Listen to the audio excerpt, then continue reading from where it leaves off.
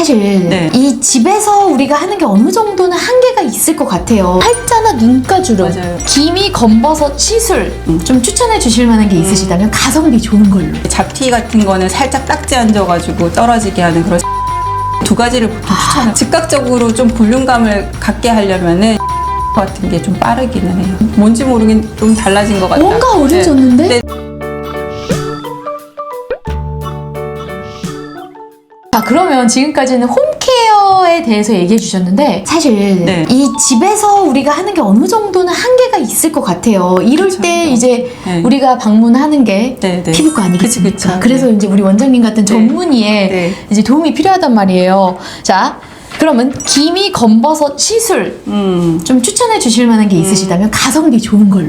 일단은 이게 기미인지 잡티인지 검버섯인지에 따라서 시술 방법이 달라지기 때문에 보통 기미 같은 경우는 피부 좀 깊숙이 색소들이 있는 거라서 그런 것들을 욕심내서 한 번에 세게 쏘게 되면 오히려 더 진해지는 경우가 있어서 그런 것들은 약하게 반복적으로 낮은 에너지로 여러 차례 시술을 해야 되고 이제 뭐 검버섯이나 뭐 일광 흑자나 이런 것들은 보통은 표피에 있는 색소들이기 때문에 색소 레이저를 한두 번만 해도 많이 좋아지거든요. 그래서 이제 내가 가지고 있는 병변이 어떤 건지 일단 구분하는 게 중요하기 때문에 일단 상담을 받아보고 결정을 하시면 되세요. 그래서 이제 뭐 레이저 종류는 뭐 이름이 워낙 많아가지고 종류를 말씀드리는 건 사실 의미가 없고 일단 대부분은 깊은 색소랑 피부 표면에 있는 색소가 섞여 있는 경우가 많기 때문에 깊이 있는 색소는 약하게 반복적으로 쪼개주는 레이저 토닝이라는 시술을 하고 그다음에 잡티 같은 거는 살짝 딱지 앉아가지고 떨어지게 하는 그런 색소 레이저 이렇게 두 가지를 보통 추천을 받게 되고 딱지가 앉은 다음에 네, 떨어지면서 흐려지게 하는 거. 그래서 이제 뭐 이름은 다 다양해도 원리는 다 비슷해. 어디 가서 상담 받든지 이제 깊은 색소 치료하는 거랑 얕은 색소 치료하는 거를 병행해서 보통 꾸준히 치료하시면 얼굴 많이 밝아지긴 하세요. 아, 그렇구나. 네네. 밝아질 수 있구나. 네네. 근데 기미 잡티나 검버섯이 있는 것들은 오히려 까뭇까뭇 진한 게 많은 것들은 금방 좋아질 수 있고요. 이제 기미 같이 얼룩덜룩하게 넓게 이렇게 색소가 있는 것들은 이제 완전히 제거는 안 되고 그냥 지금보다 조금 많이 밝아지는 거 정도로 기대하셔야 되세요. 자, 그러면 뭐 팔자주름 이런 네. 것도 너무 네, 요새 맞죠, 주름 그쵸. 많이 네. 신경 써요. 팔자나 눈가주름. 맞아요. 좋은 시술이 있을까요? 뭐 일단은 이제 뭐 보톡스는 이제 추천을 드려야죠.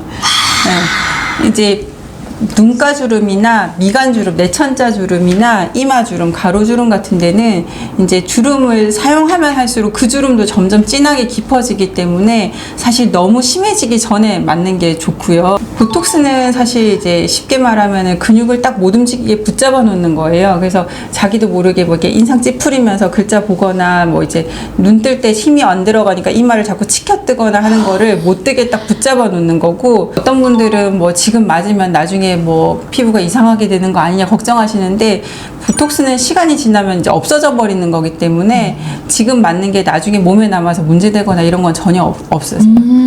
그리고 이제 맞다가 안 맞으면 더 심해지는 거 아니냐 궁금해 하시는데 그거는 이제 원래대로 돌아가는 거지 그냥 더 심해지는 건 아니고 심해졌다고 느낄 수는 있겠죠. 그렇죠. 네. 체감상. 네, 체감상. 그래서 뭐 이마나 미간이나 눈가 같은 데는 주름이 사실 너무 진해지면은 그때는 보톡스만으로 해결이 안 돼서 그 또랑에다가 이제 필러 같은 것도 맞아야 되거든요. 그러니까 이제 너무 심해지기 전에 맞는 게 좋으시고요.